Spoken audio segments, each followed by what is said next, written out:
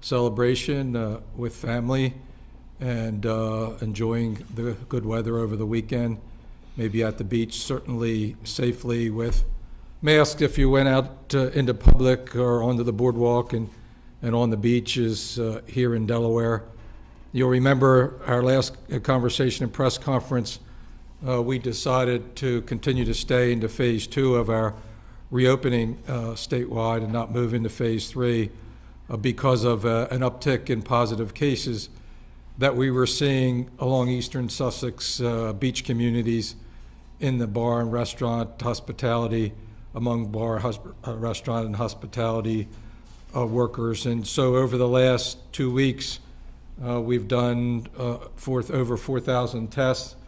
I'm joined today again by AJ Schall, who is the director of the Delaware Emergency Management Agency and our point person for testing, and he'll talk a little bit about our experience. When we had our last press conference, we talked about doing more testing and analyzing the results to chart a course for where we go in the next several weeks in terms of the phasing and the reopening of our economy.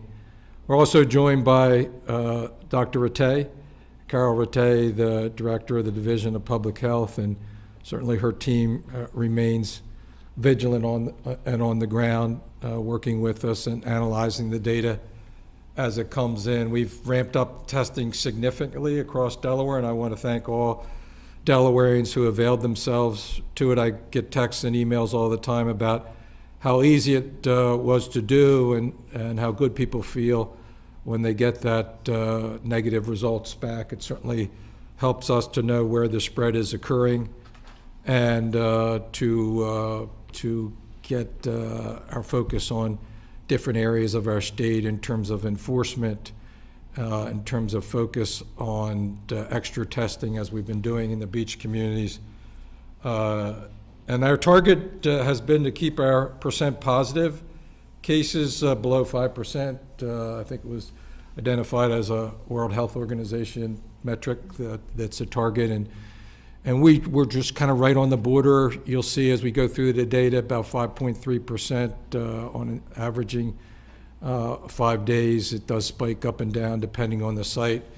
And the various sites in Sussex County, I think, were as high as 8% and as low as around 4%, or maybe even less than that. And so, while we're seeing that uptick, and which is concerning, we're also focused on where it might move from there. What we're seeing across our state, again, as reopening occurs, is percent positives that are a little bit higher than where we'd like to see them. You know, in the 2.5% range is where we had arrived just a few weeks ago, and we'll show that data so that we can have some assurance as we make really hard decisions coming up over the next several weeks in terms of opening our schools in the fall and moving into phase 3 economically. But let's start with the cases. We're up to 12,414 positive cases since March the 11th. Our number of fatalities, death, is fairly stable at 514, although a precious life every single one. And we're really bottomed out now at current hospitalizations, and as a kind of an indication of the severity of the illness in our state, to be balanced off with the rise in cases on a day-to-day basis. Part of it is because the demographic of those who are testing positive are younger, and younger Delawareans are less susceptible to a serious illness unless they have a pre-existing health condition, as we've seen over the last 3 months, and as has been the case nationally. And so our peak for hospitalizations was 337 back at the end of April, and we've trended down pretty steadily from that, and that's a really good thing, and only 15 of those are critical hospitalizations. That doesn't mean we're not concerned about the rise in cases. We are, and it will still be a measure that we use moving forward to move into phase 3. Newcastle County is leading now with just over 5,500 positive cases. Kent County at just about 1,800 positive cases, and Sussex County with the outbreak, the uptick in the beach communities is just under 5,000 positive cases. You'll remember several weeks back that we had a significant uptick in positive cases in Sussex County, centered in the poultry worker community and the small communities in which they reside. You can see total cases by age, again, shifting towards that younger age category, the 18 to 34-year-old, from, if you saw a chart like this, as is the case in the next slide, you can see that you have total cases by age there around the 18 to 35, and the rate of cases by age is more distributed in that middle income category. On the data dashboard, one of the requirements for moving from phase to phase is that each of these personal protective equipment indicators be glasses half full, not half full, completely full, and they are. We're not seeing any, as we were 2.5 months ago, any deficits in face shields or gowns or surgical masks and the like. We never came close to our surge capacity in the hospitals, which we estimated at the time to be over 400, depending on the day.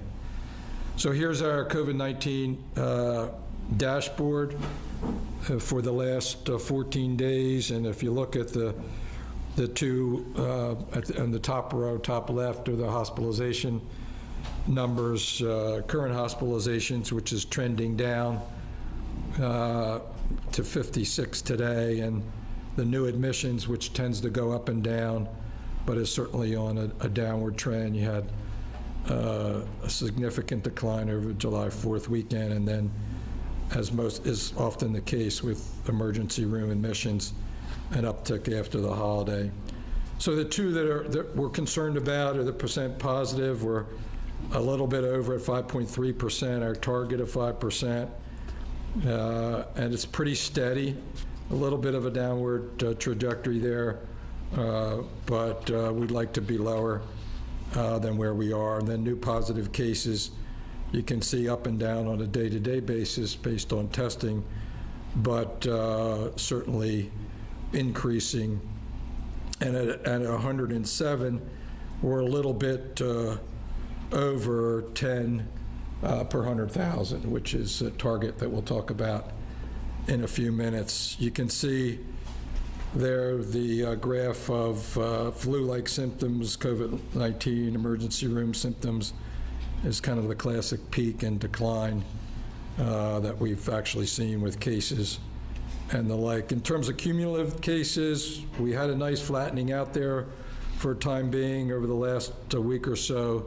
You can see overall in the total it's ticking up a little bit, driven by new cases in Sussex County there in the beach communities, and a little bit in Newcastle County. So our focus is on tamping down both of those. Some of that, if not all of that, is due to reopening, particularly in bars and restaurants and beach communities. The 90-day view, you can see where we've been over the last 3 months, with the significant peaking there in the end of April, particularly in hospitalizations. 337, as I said, was the top. The percentage of persons who tested positive, again, back there in early April. Remembering, though, that we were doing a lot fewer tests at the time, and so that's going to drive your percent positives up as well. And then you can see over the last week, again, just in terms of new positive cases as well as percent positive trending up a little bit, and new positive cases, because we're testing so many more, going up, and we'd like to see that flattening out. So here's the 120-day view of the persons who tested positive. Again, remembering that we're testing a lot more people today than we were 2 or 3 times what we were back when we were with the peak there, when we were approaching on a day-to-day basis 40% testing positive. And today our target, as I said, is 5%, be below 5%, and we're at 5.3%. percent. We'd like to be lower than that. Here's a comparison I talked about last. We've heard and read about some of the other states where you're seeing significant upticks.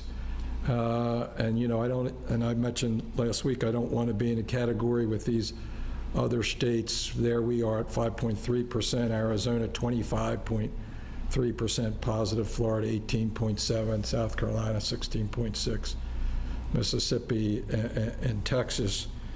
And so while we're concerned about where we are ticking above 5%, and we see that mostly localized in the beach communities, although there is concern in Newcastle County as well, compared to these other states that have been the focus in the last several weeks of some of the discussion, we're quite a bit lower. There's also been, we were alerted this morning that the New Jersey, New York, and Connecticut were putting us in the same category with these other states. I think you could conclude from what I've been saying that I believe we don't belong in the same category with these other states, notwithstanding the recent uptick that we've had. So one of the big questions that we're getting from folks, and a question for all of us of great importance, is how are we going to educate our children next year? When are we going to reopen the schools? We do have a school reopening work group that's completed its work, and they've submitted their recommendations through Secretary Bunting will be coming to us, so they're being reviewed by the Division of Public Health right now. They had 3 categories that you see there: health and wellness, which obviously is primary. How can we bring school children back to schools to protect them, make sure they're not going to get sick, and that they're well from lots of different perspectives, not just protected from COVID-19 virus, but also some mental health and stress concerns that we're all experiencing as a result of the shutdown and the changes in lifestyle that students feel pretty dramatically. Secondly, academics and equity, making sure that children are getting the instruction that they need, and particularly those that aren't as connected with remote learning devices.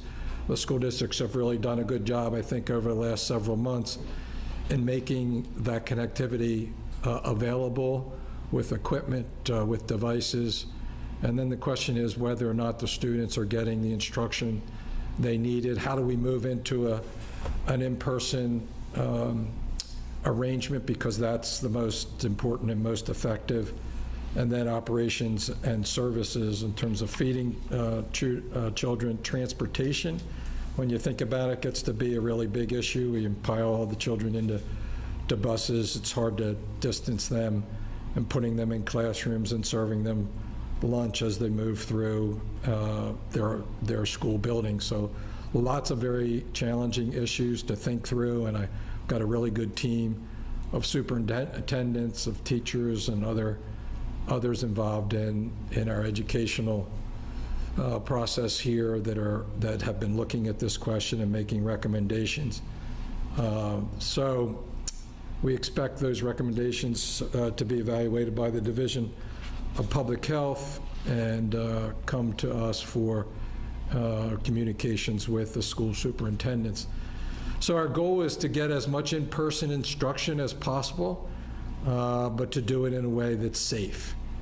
And it's got to be, it can't be one or the other, it has to be both, and that's, I know, the focus of the 3 subcommittees, and will continue to be our focus. It's also the focus of the higher education group that's meeting. Dr. Asanis is our liaison with the regional group that's been discussing how to bring colleges and universities back online and to do it safely. They have a much more flexibility in how they do it, and in arranging in classroom instruction and remote instruction, both on campus and off campus, than our elementary and secondary school students do.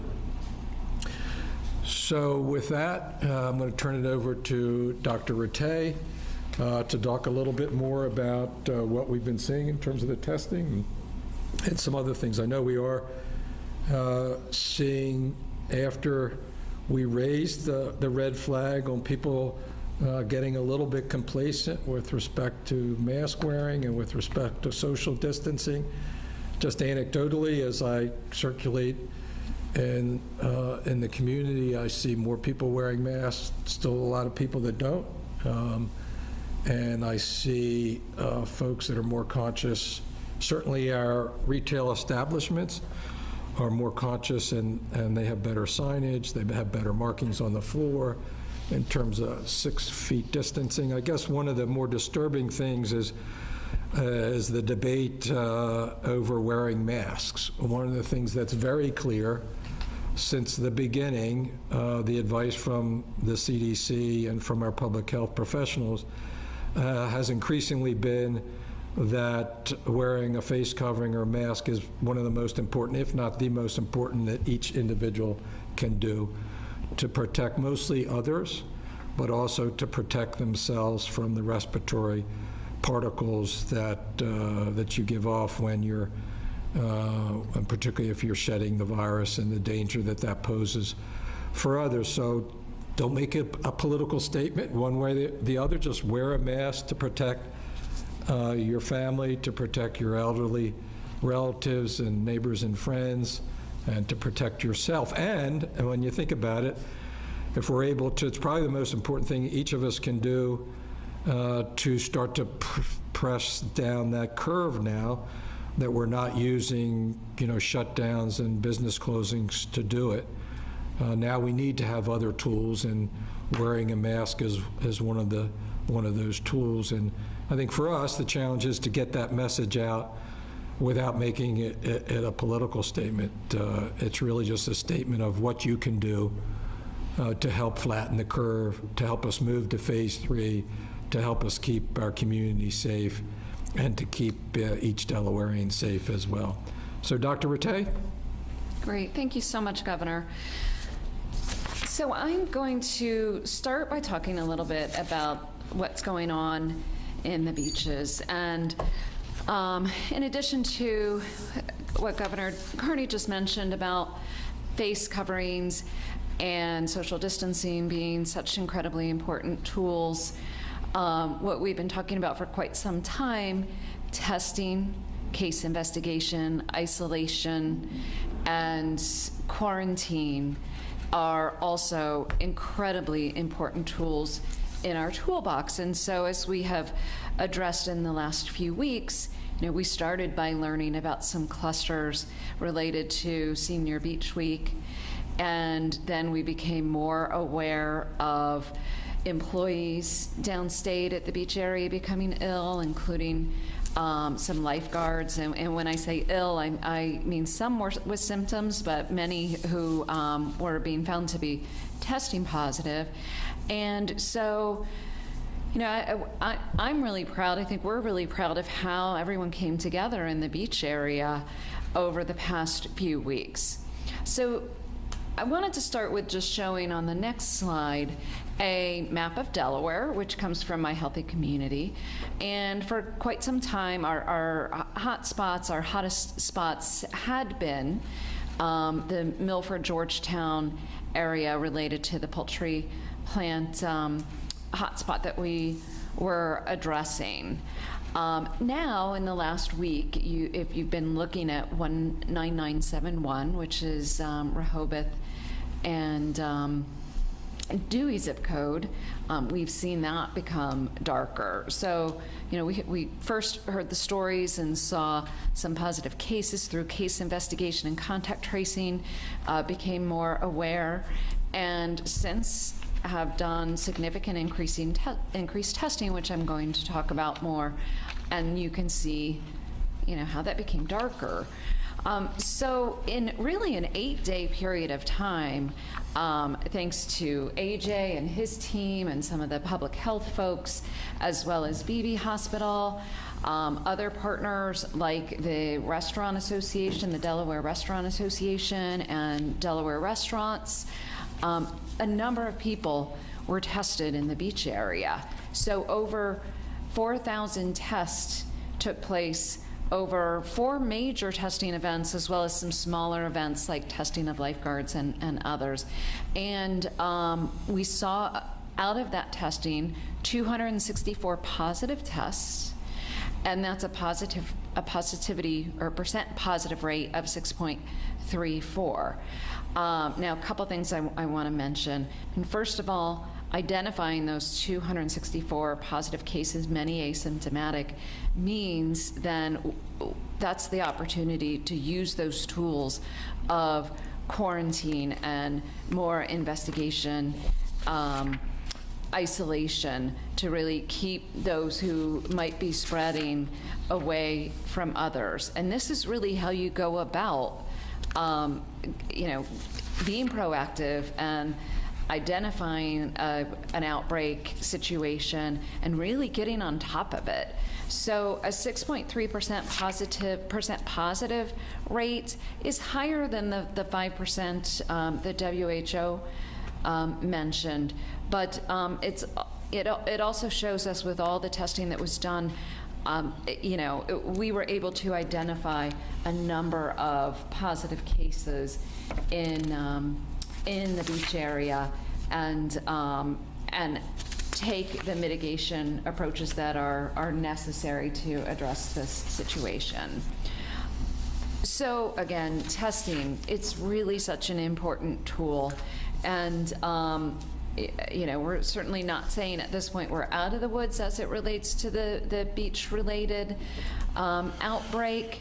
But we want to reinforce that anybody who may have been exposed, anybody working in the beach area, who's living in congregate settings, who spent time in the beach areas, or who may have been exposed to anyone positive, again, we really want to encourage you to get tested. Go to our website, and so you can know if you are a positive case, and take actions accordingly.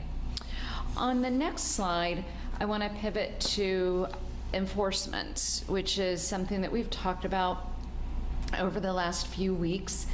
We I think, expressed or developed some clarity around how we want to know about complaints or concerns in our state by really getting out there to folks our HSP complaint email address, so that any members of the public or in businesses could let us know if they had concerns. We received over 700 complaints through that email address. That led to many phone calls and more than 220 on-site inspections with numerous findings, which I'll talk about on the next slide. And we also, through this time, have seen some improvements in many places. There are some places, not many, but some who are very resistant to making the changes that they need to. And so the next step for these will include fines and possibly even shutdowns for those businesses that are non-compliant. But on the next slide, what you'll see for the most part are the findings that we saw, which includes face covering violations. We did see a number of staff through pictures and through complaints who were not wearing face coverings, and this was especially in the beach setting early on, or I should say over the previous 2 weeks, but we've seen improvements there. Also, not social distancing requirements not being enforced, as well as some restaurants were not using either reservation systems or a system to effectively manage incoming guests. And additionally, some places did not have appropriate signage on their countertops or on the doors in regards to face coverings and social distancing, as well as floor markings to address social distancing. But again, through a lot of discussion and conversation, on the next slide you'll see, most establishments are open to education and making the changes. We left educational materials at many places, and many places have have seen have made changes. In fact, I was down there this past weekend and on Friday evening and saw some pretty good enforcement, especially in the Dewey area. 38 sites that we visited, we saw absolutely no violations. Our team wanted to give a special shout out to Bethany Blues in Lewis and Iron Hill Brewery in Rehoboth Beach, where they felt were really outstanding in how they were implementing the measures. I wanted to give a special shout out to Harpoon Hannah's. I was sitting there on the patio with a friend on Friday night, and everything seems to be going well.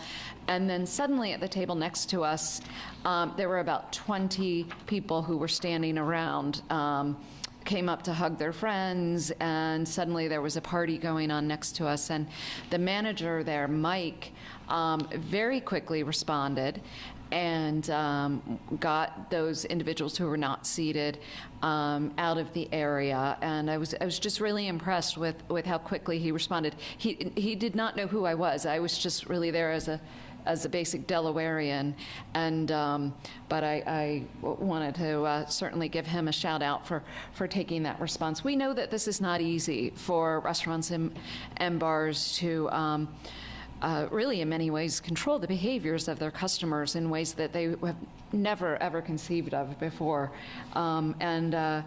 So we're really grateful to many of these businesses for doing all the right things. So again, as a reminder, hspcontact@delaware.gov is the best place to send concerns to with any businesses. If you feel like the right things aren't being done, we're happy to follow up and make sure they know what the rules are and make sure that they get those rules implemented. I also want to very quickly touch base on My Healthy Community, the website.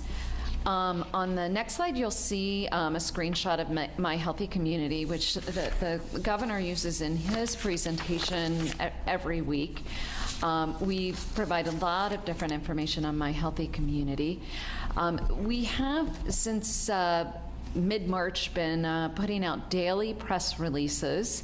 And since the information in our daily press releases is provided on the My Healthy Community website, we are now going to be going to a once a week release where we can present more of the trends of what we've seen over the previous week, as well as some of the additional information that's not on here, like the cases and deaths that we're seeing in long-term care facilities.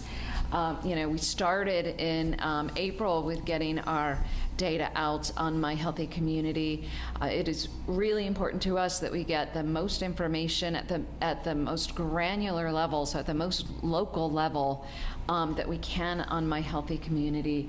And we're working hard. We have a long list of additional information that we are going to be getting out on My Healthy Community over the upcoming couple of weeks. One of the on the next slide, I wanted to point out one of the graphs, which looks at the median age of those who test positive. If you look at the kind of the tail end of this graph right here, you can really see over the past few weeks how this graph has shown a decline. So for quite some time, the median age for cases was around 45, 46 in our state. And in the last few weeks, we've seen a pretty significant decrease in the median age. So we've gone from the mid-40s to now the mid to upper 20s for median cases. That's really consistent with what the governor has been talking about as well. So that's a really significant change in who is testing positive in our state. So that and a lot of additional information is on My Healthy Community. For example, very soon you'll be able to see percent positive by zip code, which is really helpful for identifying whether we might be seeing an outbreak in a certain area, especially if you looked at that with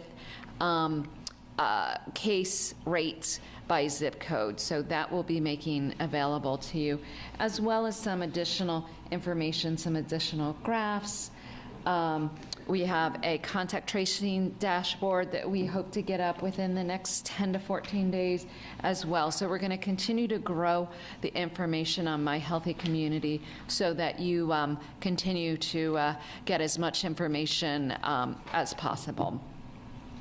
Before I end, I just want to give a special shout out to the hospitals in Delaware. The hospitals in Delaware have done an amazing job during this pandemic in responding in so many ways.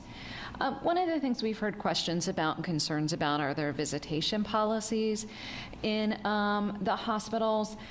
These are hard choices for our hospitals to make. We know that people want to come and visit their loved ones.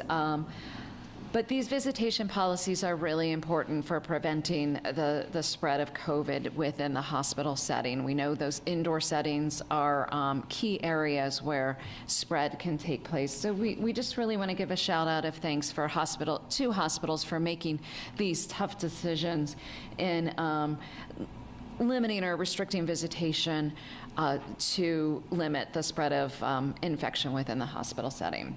So with that, I'm going to hand it back to the governor.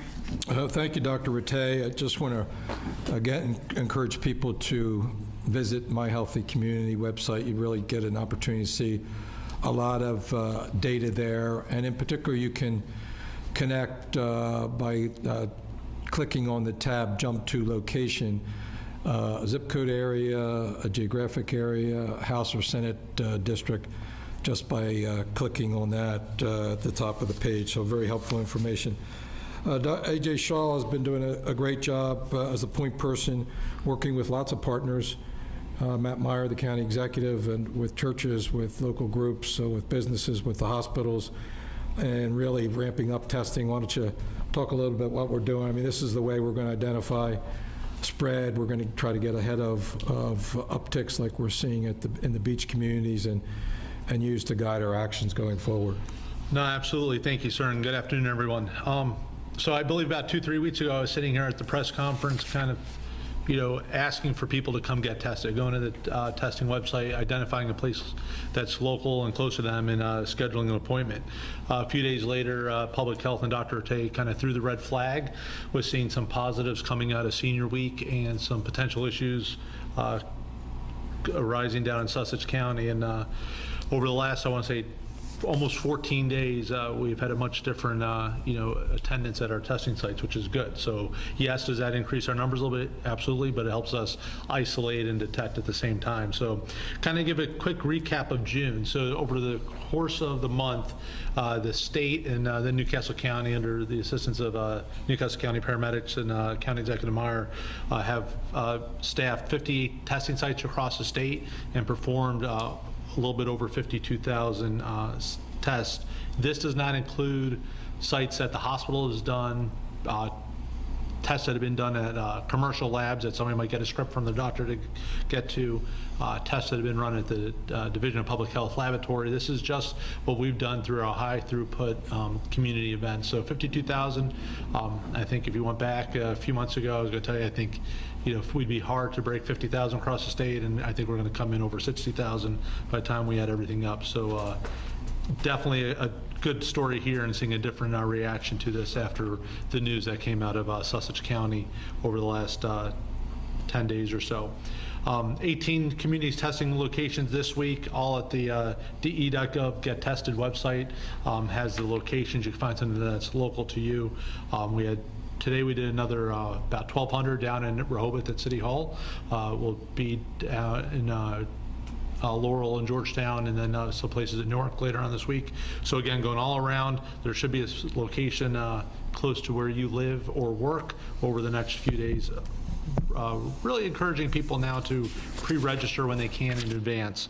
Again, when we're getting up to the 800, 900, maybe 1,000 individuals that show up for one of these testing sites, getting us close to capacity, logistically we could handle.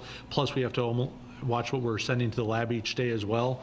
So if you pre-register, you kind of reserve yourself in line, and we try to save room for those walk-ups that don't have the ability to pre-register, either to a not having access to computer, the internet, or other hurdles they may have. So again, you can go to delaware.curative.com to sign up for a test, or go to de.gov/gettested for the locations.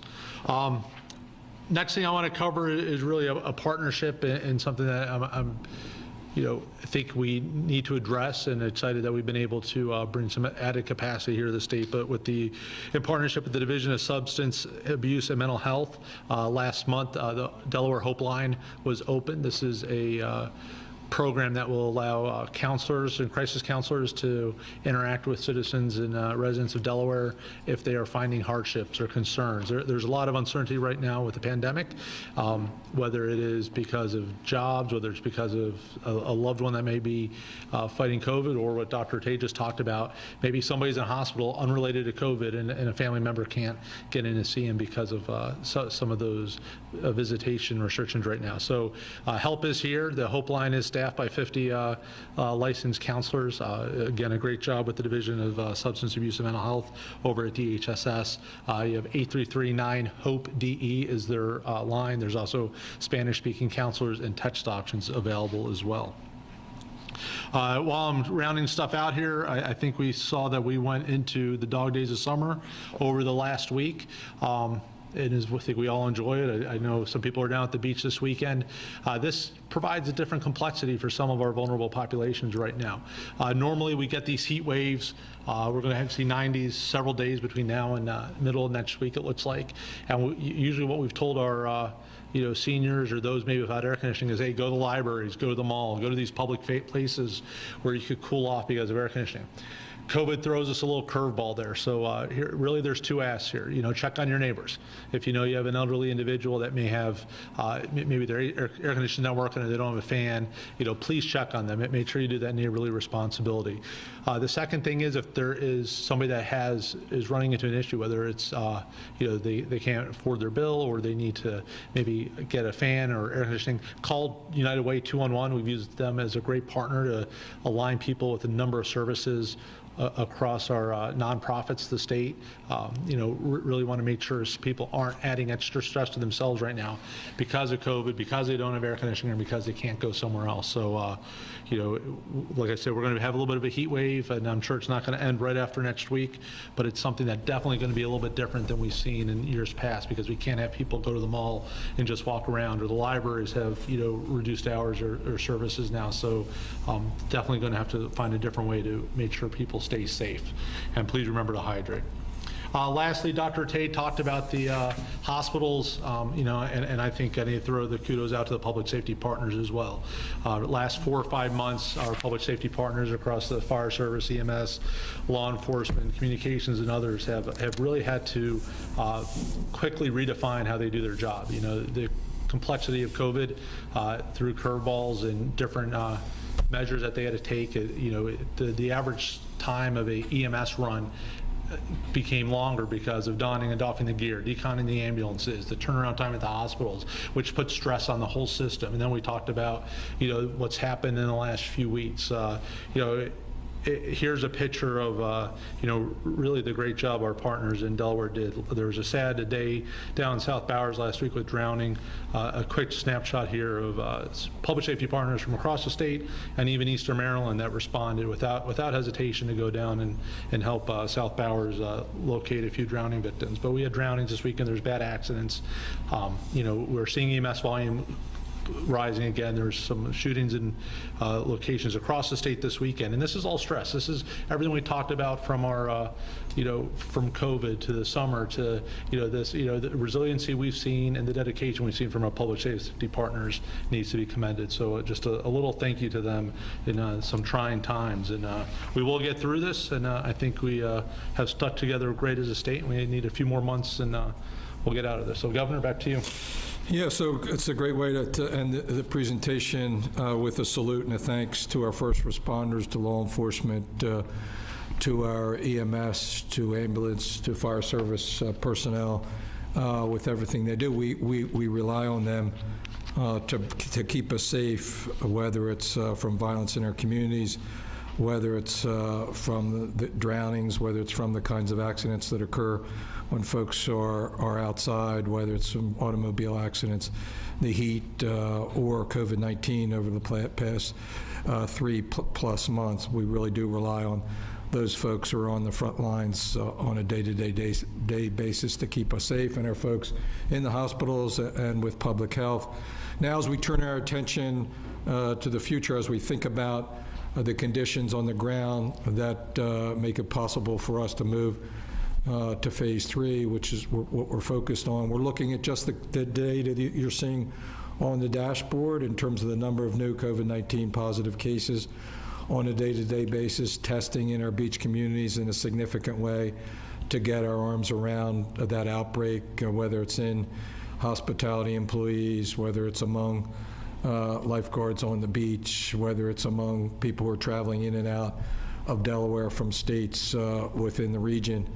We're also looking ahead to the schools. Everybody wants the schools to open as completely as possible, and we need to do that in a safe way. And so we got some really difficult and challenging work to do over the next month, almost less than a month, to make sure as we move into August that we've got, we're working with the districts to think about and to put in place the way they're going to open the schools in the fall.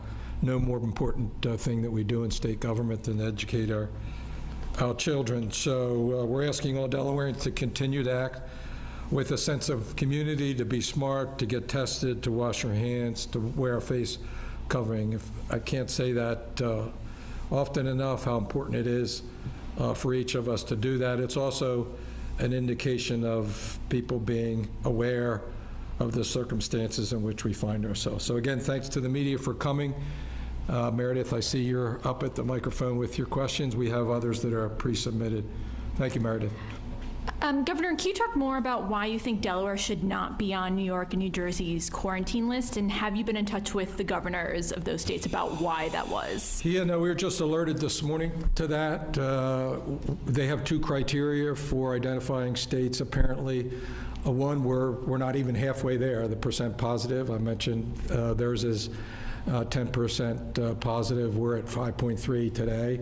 We want to be below 5. That's our target, and we've been there.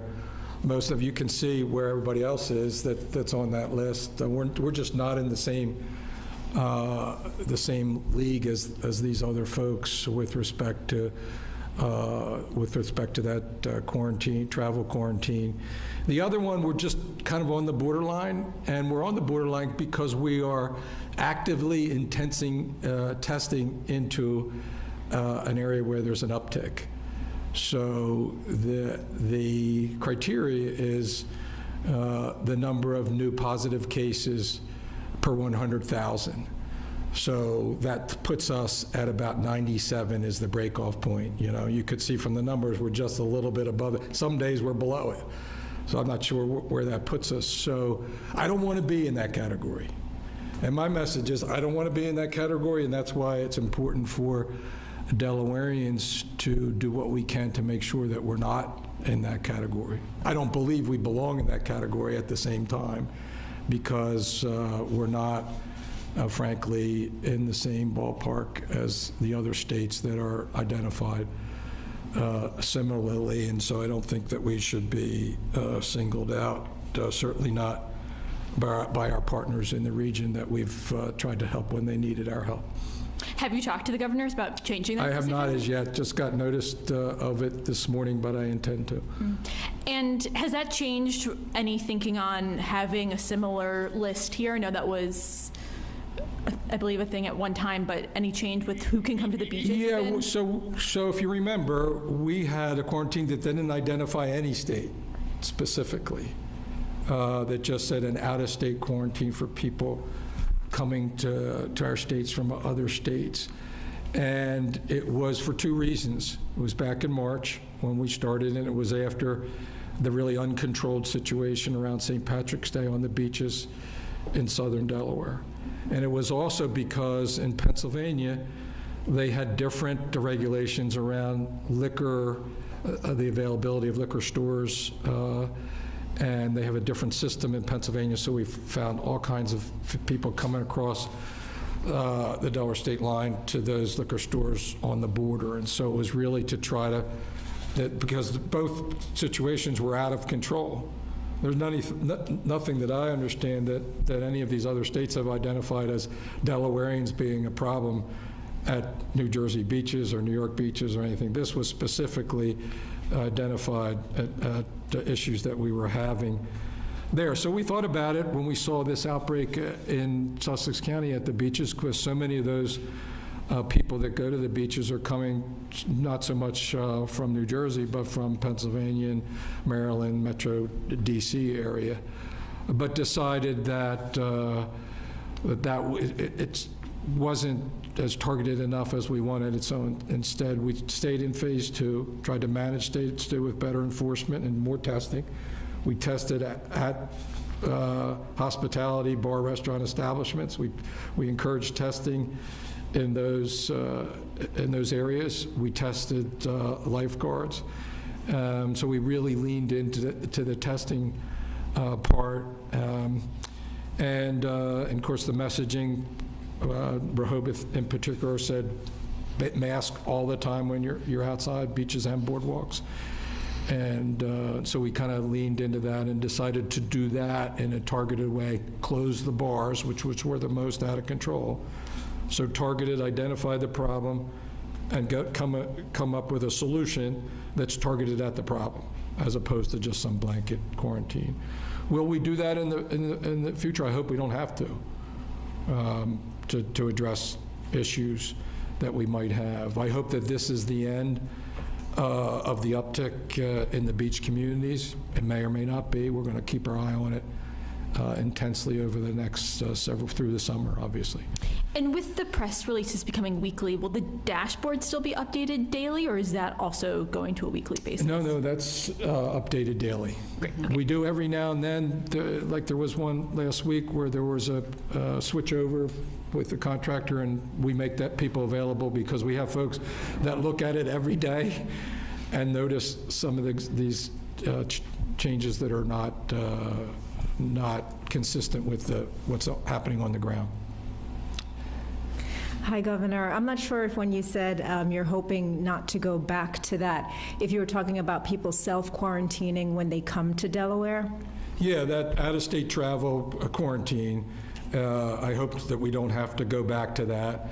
That was a technique that we used back in March, early April, when we were seeing a real uptick, particularly it's from states in our region, which had the highest cases, positive cases, in the country, New Jersey, New York, and we didn't, we were concerned about specific problems around the border.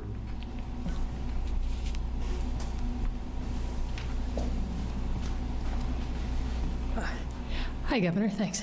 I wanted to actually ask you a question about the mail-in voting that was passed last week. With today being the primary election, why do you think it's so important in our state, and particularly here in the city of Wilmington, to have that option for folks? Yeah, so in this incredible time with the COVID-19 pandemic, we don't want people, particularly elderly folks that are most vulnerable, to have a reason not to go out to vote. So we're allowing them to vote as they would if voting absentee. That's not the case for today's primary. You would have had to get a no-fault absentee, which is in effect.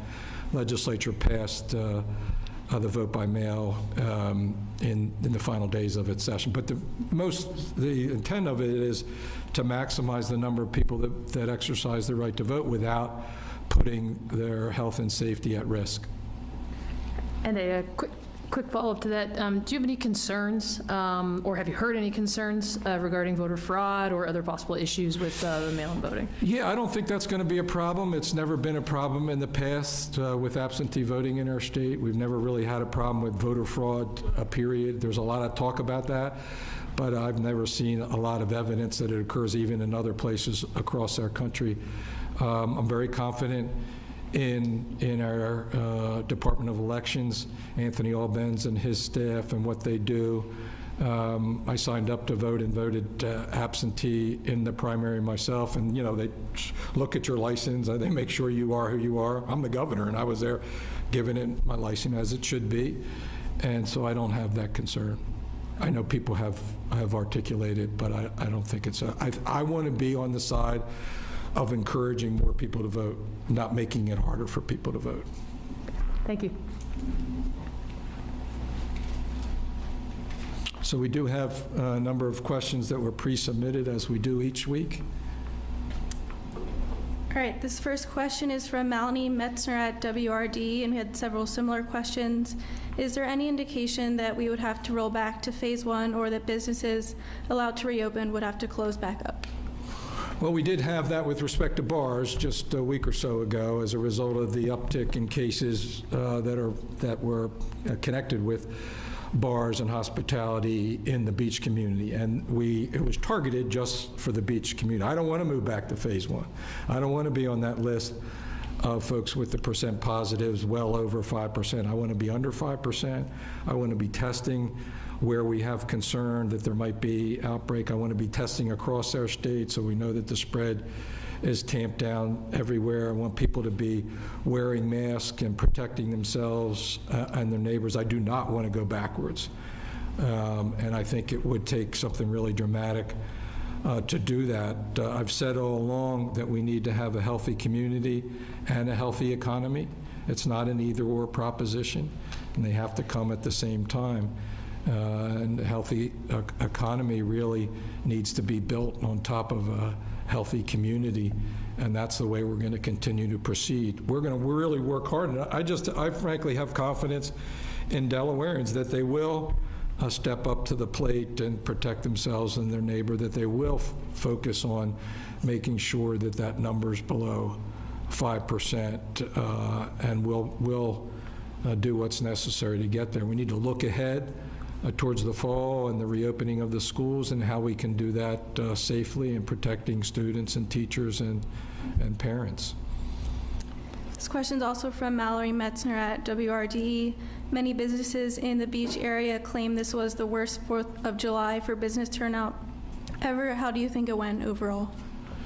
Well, I think, obviously, I take the word for the business owners who know the bottom line and know how many people they had in their establishments. I saw a lot of people both on the roads, and I understand there were a lot of people on the beaches and the boardwalks. I also understand from Mayor Coons in Rehoboth Beach that there were a lot of people more people that were wearing masks, both on the beaches and on the boardwalk. I mean, ultimately, given the challenges of COVID-19, we'll know over the next week or so whether it was successful or not, whether people protected the spread and made sure that we don't see an uptick in cases as a result of activity on the beaches over the 4th of July. But we don't know that today. The next question's from Susan Canfora at Coastal Point. Would the governor care to comment on the example the president is setting by not wearing a mask and having events that do not require social distancing? Yeah, as I've been saying for the last 3 months, I think leaders need to lead by example, and mask wearing is an important part of that. And I think people, neighbors, can lead by example and showing their neighbors and their family that they're thinking about protecting folks from getting the virus by wearing a mask when appropriate and by encouraging people to wear a mask. I think it's frankly sad and counterproductive that it's become a political thing, and some folks have kind of made it political, and that's just doesn't make any sense to me that we would make kind of the number one thing that our public health professionals are telling us that we can do individually to prevent the spread. When I think about and talk to people who've lost loved ones to COVID-19, whether it's their grandmothers or moms and dads, or talk about to business owners who've been shut down for a couple months, and to hear the pain and agony that they're going through, and to know that we as individuals would be so cavalier as to not think about them as we make decisions about wearing a mask because it's a little bit uncomfortable. It's really uncomfortable if you have to deal with a death in the family. It's really uncomfortable if you have to deal with the disease and illness of the coronavirus. It's really worse than uncomfortable if you're a business owner that's been closed down for several months. And we're not able to move into phase 3 and reopen more extensively because we need to be careful about that spread overcoming our state, again, like some of these other states that you see, that we've seen across the country that are lit up with positive cases just because they haven't followed the guidelines. I mean, the evidence is just clearly in front of us about what you need to do. The next question's from Melissa Steele at Cape Gazette. Why have recent restrictions been put in place based on the recent percentage of positive increases when the other two indicators, hospitalizations and critical care numbers, are at an early April, late March levels? Yeah, so that's a really good question. And as I've been saying all along, the hospitalization number is the one that we really look at because we know it's a real number. The people in the hospitals count those folks every day. They know when they come in, they know how critical they are, and they know how sick they are. And we know that it was at a peak at 337, really not even challenging our surge capacity, which was one of our, probably the biggest concern early on. You know, they blew out their surge capacity in North Jersey and greater New York City, you know, at the peak. We offered to send them ventilators during that period of time. And so, but once you flatten that curve, as we have, you want to make sure it stays flat and that you don't get another surge like some of these other states have seen, where they peaked and then they came down a little bit and then they had a second peak, because a second peak can send you backwards, right? And so that's really the answer, is to be cautious about not going backwards. They're right about looking at the data, and it's a function of the fact that these new cases are younger people. They're not in that more vulnerable population. But by the way, there's also quite a bit of medical evidence that it's a serious illness that will have long-term impact on their health, particularly their respiratory health, which is not a good thing. This question's from Sean Green at WDEL. This is for Dr. Rattay. Several regional youth sports tournaments have announced they've chosen Delaware to host their tournaments.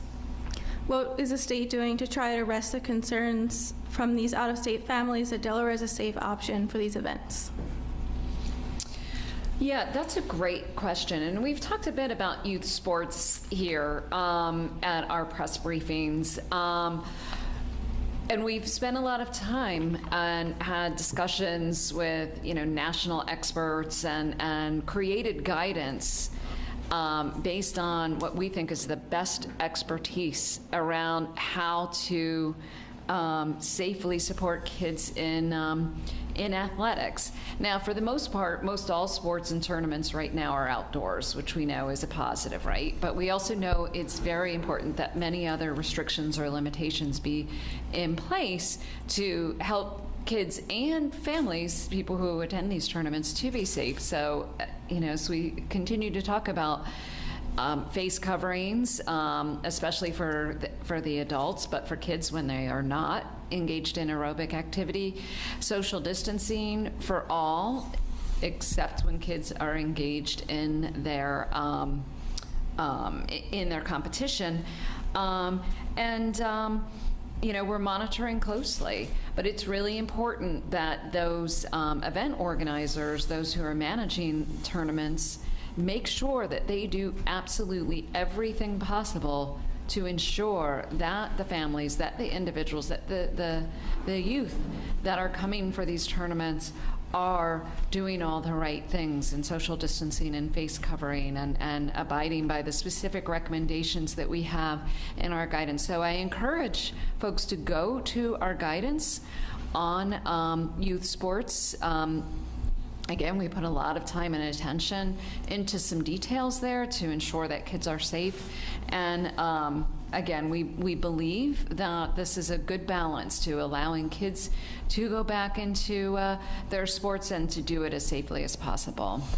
Let me jump in here because Dr. Rattay and her staff have been very concerned about youth sports and in particular these regional tournaments. And in part, it's, and for good reason, and in part, it's because if there is identified a positive case, it could be difficult to contact people that were there at the tournament. And so one of the things in particular that they kind of made sure of with these tournament organizers is that they have a good list and contact for the people who are participating. I think our preference would be is not to have as many teams participating from other states. But having said that, we ought to take all the precautions, and parents and team managers ought to come to Delaware with the expectation that they're going to follow the rules and follow the guidance that have been established by, in a very detailed way, by the Division of Public Health, who have really taken an incredible amount of time, as Dr. Rattay has said, to try to make sure that these are done and done safely. All right, we have two more questions. This question's from Nick Ciolino at Delaware Public Media. What procedures will you be using to distribute the nearly $8 million available to the Governor's Emergency Education Relief Fund?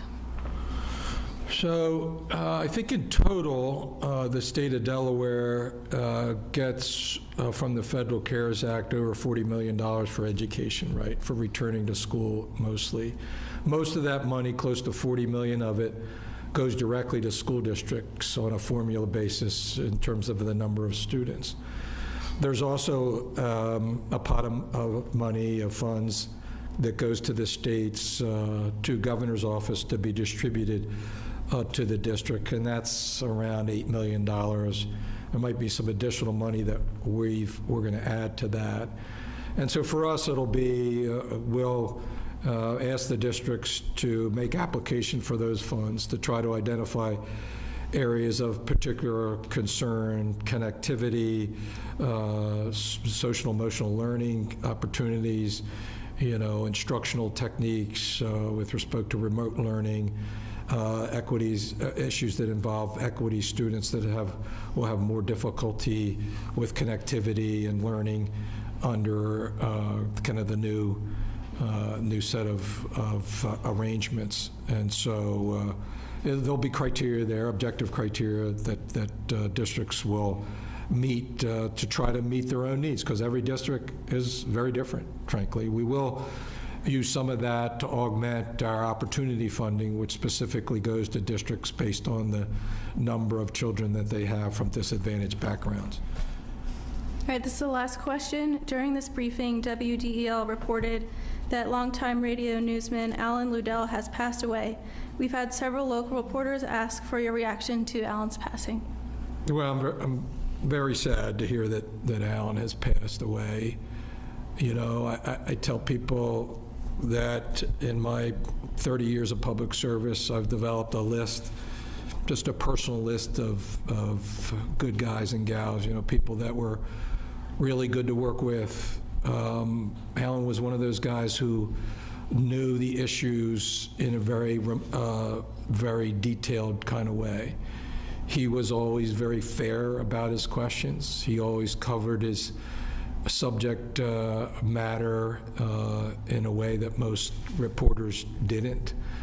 And he used the radio media as a way of communicating, or having public officials like myself communicating with the people that I work for, the people in northern Newcastle County. I particularly liked his show Delaware, because it was a 90-minute show or thereabouts, where he did, in very intense kind of way, various subject matter that got below the surface and really focused on, some of the underlying causes of a particular issue.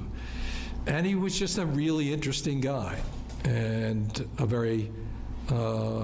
real gentleman, I think, and I enjoyed being with him. I enjoyed being on his show, even when a question was one of those kind of questions intended to kind of force you to be maybe where you wouldn't want to be in terms of an answer. He did it in a way with a certain amount of respect for the process and respect for the position, whether it was when I was Lieutenant Governor, as a member of Congress, and then more recently as our governor. I know that the people in the WILM listening area here in northern Newcastle County, actually, and across our state now, will miss his programming, will miss him as a media person, and it's sad to hear that he's passed. Well, I want to just conclude after that sad note by, again, asking the people of our state to help us move to phase 3, to help us get to a place in our state where we can feel like we've flattened the curve of COVID-19 pandemic here in Delaware, so that we can reopen our schools safely in the fall, because we know how important it is to educate our children. We can't lose another day, another week of instruction for every child in our state. And we don't want to see another Delawarean die. I'm sure we will, because the virus hasn't gone away. We're doing a much better job protecting our vulnerable elderly citizens, particularly those in nursing homes, and we need to give credit to the nursing homes as well for helping to really protect them by testing more their employees and their residents. But if we work together, if we be smart, if we encourage all of us to get tested, if we wear a mask in public, that, I think, is probably the most important thing that we can do. And if we can kind of make it a good thing to wear a mask, and give folks that are wearing a mask a thumbs up, I think that'll certainly help us move into phase 3 and be one of the best states in the country, as we know we are. So with that, thank you, and we'll see you next time.